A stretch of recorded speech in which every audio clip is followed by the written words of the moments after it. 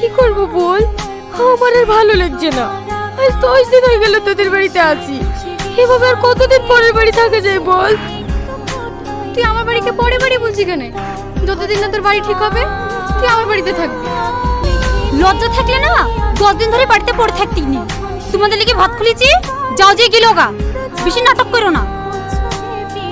কি এই মেয়েটা নাকি? হ্যাঁ, এর কথাই প্রধানকে বলেছিলাম। ও আচ্ছা আচ্ছা, এই কাজটা হলো যে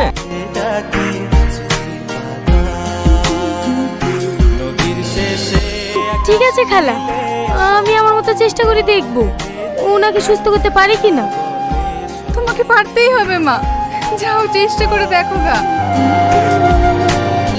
কি হলো, খাবার নিয়ে এসে খেলেন? ও আমি খাবো না।